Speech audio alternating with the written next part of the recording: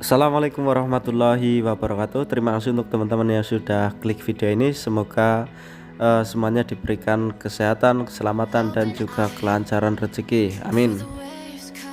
Di edisi video kali ini saya mau menjelaskan karena kemarin kan sudah menjelaskan tentang blok XTR yang 65 mm.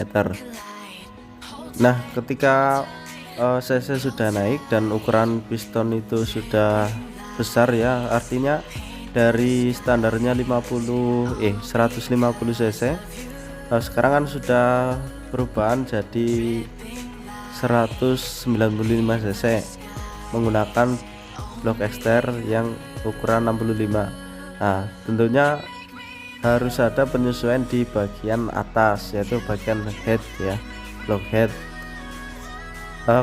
Kenapa kok harus ada penyesuaian? Karena ketika kita memakai yang standar, kita paksakan pakai head standar, sebenarnya nggak masalah, cuma nanti resikonya kompresi mungkin terlalu besar karena kubah head standar itu kan kecil. Terus setelah itu mungkin ya tenaganya tidak akan keluar dengan maksimal. Nah, maka dari itu saya belikan head yang ukuran klepnya lebih besar ya, walaupun ini saya beli head second dan ada minus di bagian sini ya, bagian lubang knalpot ya, di bagian bautnya. Yang lain saya rasa aman ya, karena ini walaupun saya second, kondisi yang saya dapat ini lumayan bagus, walaupun tetap ada minusnya ya, karena ini barang second bukan barang baru. Untuk klepnya sendiri ini kondisi juga masih bagus, cuma di bagian pinggirannya itu bagian pinggirannya itu tidak terlihat, itu agak sedikit kayak kropos ya. Saya nggak tahu kenapa, masalahnya di mana saya nggak tahu. Yang jelas ada sedikit kropos. Nah, ini kenapa saya pilih 2225, karena untuk ukuran segitu bore up 65 mm itu minimal 2320 untuk headnya ya, walaupun bisa pakai standar ya, dengan catatan harus ada perubahan porting dan sebagainya.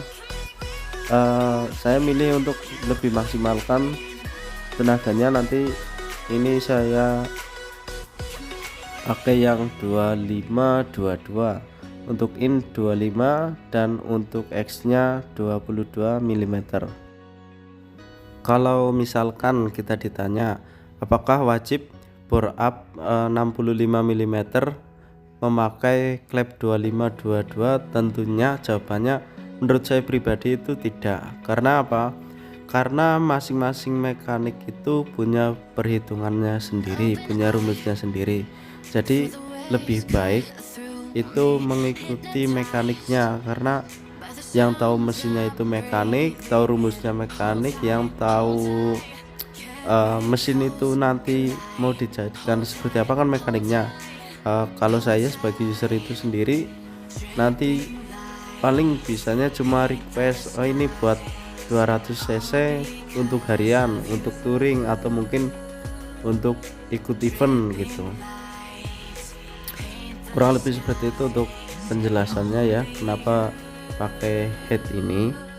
Ini saya jelaskan sedikit tentang head ini. Ini saya memakai head Zoom Racing ukuran 2522 dan ini sudah porting ulang ya.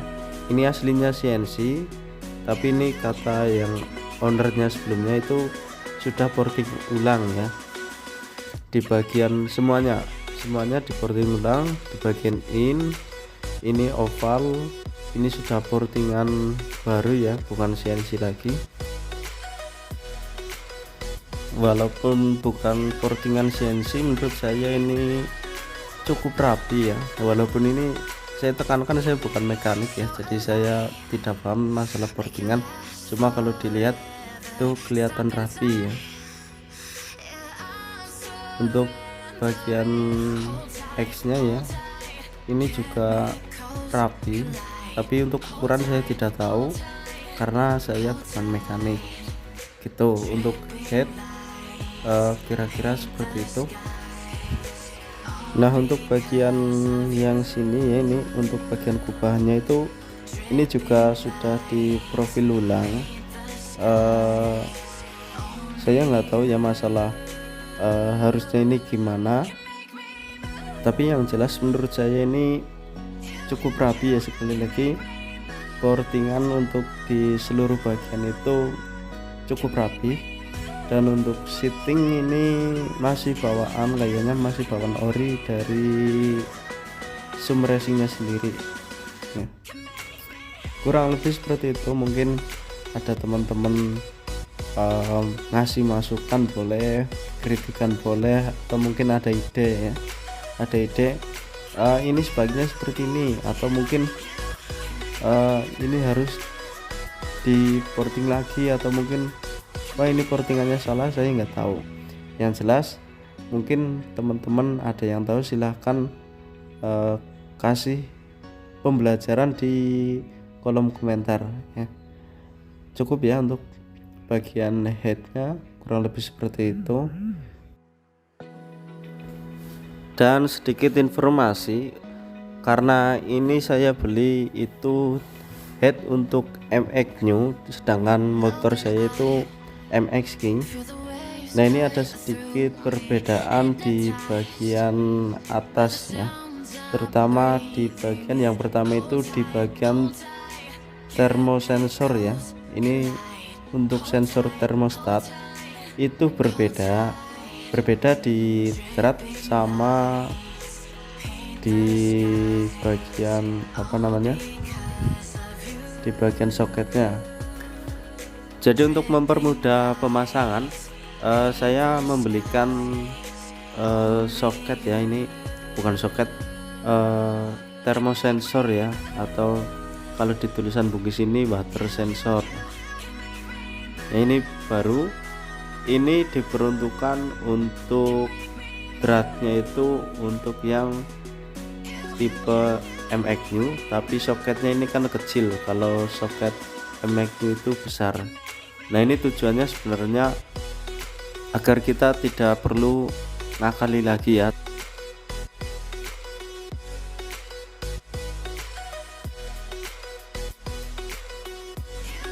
Saya tunjukkan sebentar untuk pemasangannya itu seperti apa.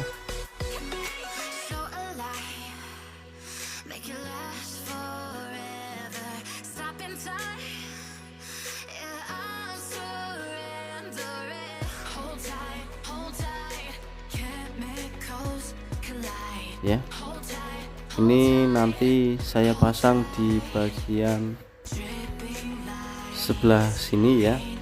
Ini saya pasang dan sudah presisi ya, ini tinggal putar aja, gampang.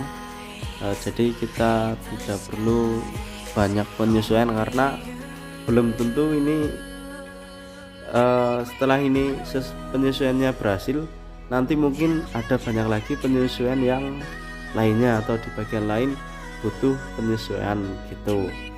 Maka dari itu saya beli langsung ya, jadi agar mengurangi kemumetan ya, kemumetan bengkel.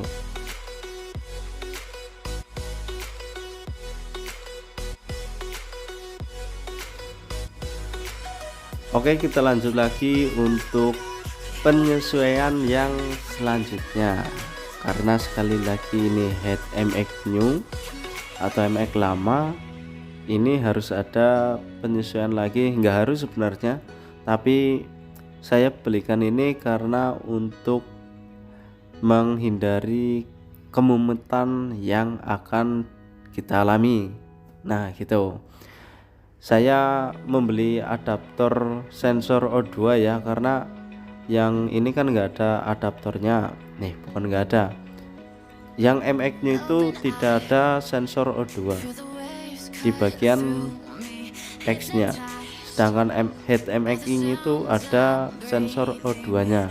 Jadi karena ini head MX new, saya pasangkan untuk adaptor sensor O2 nya ya. Pemasangannya kira-kira seperti ini. nanti untuk pemasangannya ini saya beli dari merek Sum Racing juga. Jadi ini presisi ya, menurut saya presisi, sudah pas dengan lubang dalamnya ini. Walaupun ini sebenarnya lubang X nya itu sudah boarding ulang ya, ini tinggal penyesuaian aja. Nanti bisa dipasang untuk sensor O2 nya, kabel sensor O2 nya gitu.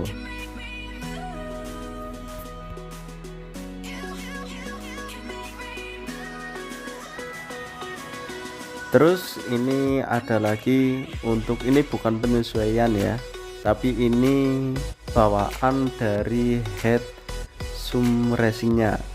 Ini namanya rocker arm. Ini nanti pelatuk ini untuk apa? Untuk nekan bagian klepnya ya, ujung klepnya. Nah ini roller ya, atau rocker arm, atau mungkin bahasanya pelatuk ya.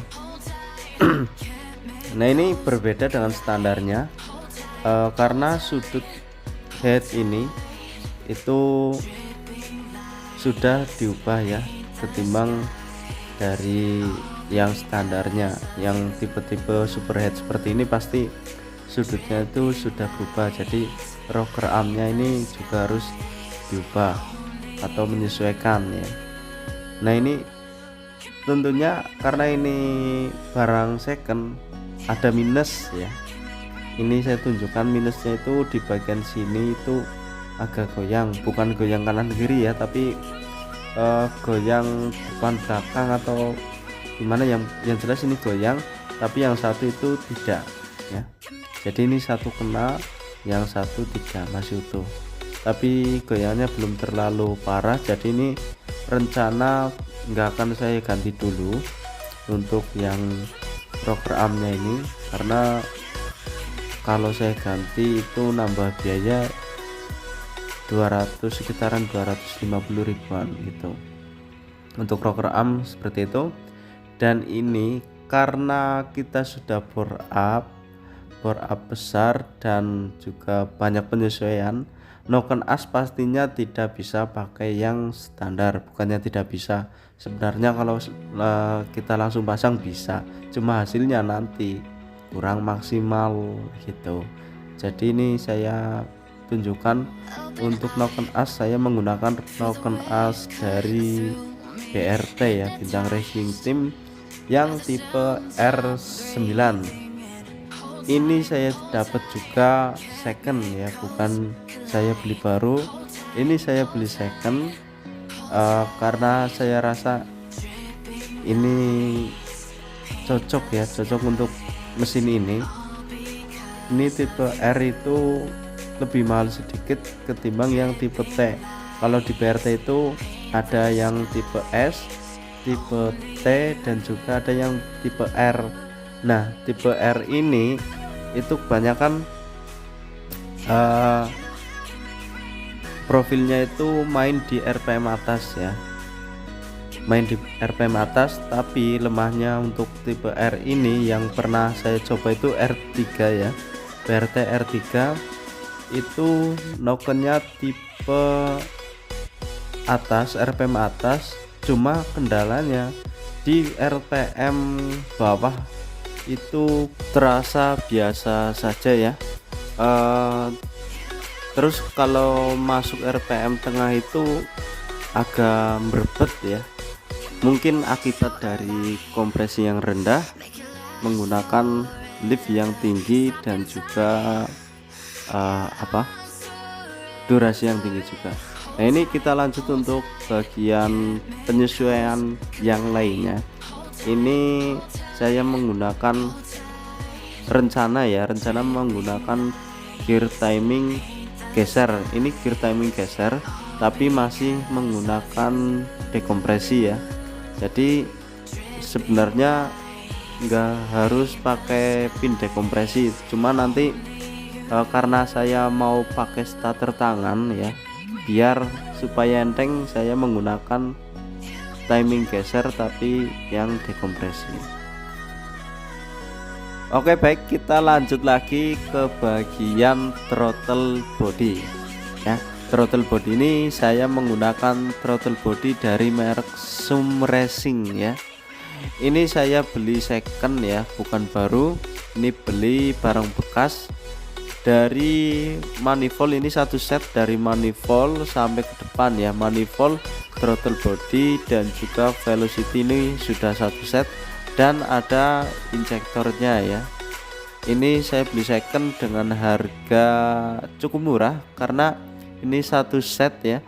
Kalau ini dirinci, misal ya kita cuma beli injektornya saja, itu saya dapat injektor PRT itu naik harga baru sampai 300 ribuan mungkin ya, atau 250, saya lupa. Untuk TB nya sendiri ini mungkin bisa sampai 500 ribuan gitu. Saya jelaskan sedikit untuk part-partnya ya. Sebenarnya throttle body itu ya seperti ini ya. Ini bukan yang tipe barrel ya, karena throttle body juga ada yang tipe barrel atau bukan tipe pin kupu-kupu seperti ini ya. Ini untuk bagian manifoldnya sudah menyesuaikan ukuran 36 mm. Nah, kenapa harus 36 mm? Sebenarnya sekali lagi tidak harus 36 mm, 34 mm bisa dipakai, 38 mm juga bisa dipakai di M-King yang sudah berup 200 cc. Nah, tinggal selera kita, karena ini throttle body itu kan tujuannya semakin dia besar itu RPM yang diraih itu akan semakin tinggi gitu, dan juga mungkin semakin boros juga. Nah, ini saya milih 36 karena menurut saya itu ukuran ideal untuk bore up MX 65 mm menggunakan klep 2522 gitu. Nah, meskipun manifold ini terlihat dari luarnya itu kurang rapi, tapi yang penting kan fungsinya ya, dalamnya itu rapi sesuai dengan ukuran diameter dari throttle body itu sendiri. Mungkin untuk dari bagian throttle body dan velocity sampai manifoldnya cukup ya untuk penjelasan dari saya kenapa milih throttle body ini. Mungkin ada teman-teman yang mau menambahkan, silahkan ditulis di kolom komentar. Kita saling bagi ilmu ya, karena saya kan bukan mekanik, saya cuma user. Nah, untuk part selanjutnya ini karena kita sudah bore up 200 cc dan juga butuh suplai udara yang tinggi, maka dibutuhkan juga untuk suplai bahan bakar yang tinggi pula. Nah, ini saya pakai injektor dari BRT yang 200 cc ya, tulisannya 200 cc. Dan ini untuk tipe yang 10 hole ya, atau 10 lubang. Saya tunjukkan dulu untuk lubangnya ya, kelihatan atau tidak. Itu ya, bisa hitung sendiri, itu ada 10 lubang. Untuk harga barunya sendiri dari BRT ini kurang lebih 250 ribuan ya, mungkin bisa lebih atau bisa kurang. Kalau saya sendiri ini saya beli second bawaan dari throttle bodinya ini ya. Saya beli throttle body, velocity, set manifold, dan juga sekalian dari injektornya gitu. Selanjutnya ada untuk penyesuaian yang lain, karena ini kan sudah bore up banyak dan butuh tingkat presisi yang lebih tinggi juga. Jadi saya beli TPS ya, atau throttle position sensor. Untuk TPS sendiri saya menggunakan merek dari BRT ya, atau Bintang Racing Team. Ini saya beli second juga karena yang barunya itu sekitaran 450-an ya. Jadi untuk mengirit biaya atau anggaran, jadi saya beli second, dan ini second pun masih layak pakai ya, atau masih seperti baru, karena kata yang punya itu malah belum sempat dipakai sama sekali ya. Jadi yang penting kenapa saya beli barang-barang second, karena yang penting itu dari fungsinya, walaupun nanti mungkin banyak minusnya atau mungkin malah tidak terpakai dan sebagainya. Jadi itu sebuah konsekuensi yang harus diterima ketika kita membeli barang-barang second gitu. Untuk TPS tidak perlu saya jelaskan karena itu agar lebih responsif ya di bagian gasnya nanti. Kurang lebih seperti itu. Mbok ada teman-teman sekali lagi punya pendapat lain atau tidak setuju dengan pendapat saya, silahkan ditulis di kolom komentar. Dan apabila ada mungkin request nggak apa-apa, silahkan ditulis juga. Terima kasih. Nah, kita lanjut untuk bagian dari penyesuaian selanjutnya. Seperti biasa, karena sudah part-part banyak yang diganti, tentunya untuk otak pengapiannya pun harus diganti ya. Tidak bisa pakai standar ya, bisa pakai standar tapi dengan catatan harus remap ulang ya. Ini saya tunjukkan, untuk saya ini memakai Ecu Juken 5 Plus ya, bukan Ecu Juken 5 biasa, ini yang Juken 5 Plus yang model terbaru yang tipe racing turbo. Nah, keunggulannya apa? Yang racing turbo dengan yang dual band biasa. Kalau racing turbo ini bisa menggunakan double injector ya. Kalau yang dual band biasa itu tidak bisa menggunakan yang double injector. Sedangkan ini jika throttle bodinya atau mungkin dari kita mau pakai double injector, ini sudah bisa menggunakan double injector gitu. Selebihnya untuk fungsi-fungsinya menurut saya biasa ya, nggak jauh beda dengan tipe Ecu BRT yang lainnya atau yang tipe-tipe lainnya, walaupun ini tergolong baru. Sekian aja untuk penjelasan dari saya untuk part-part yang mungkin akan saya pasang ini.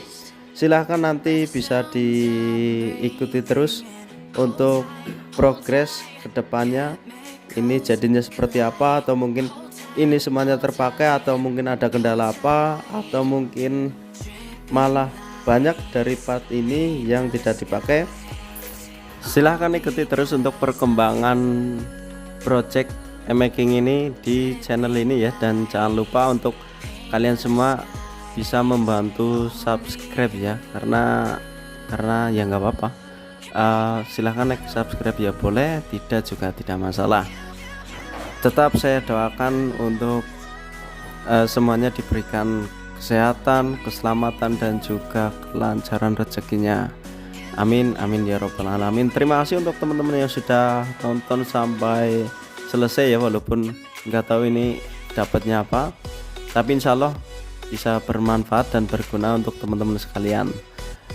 Terima kasih, sekian dari saya. Assalamualaikum warahmatullahi wabarakatuh.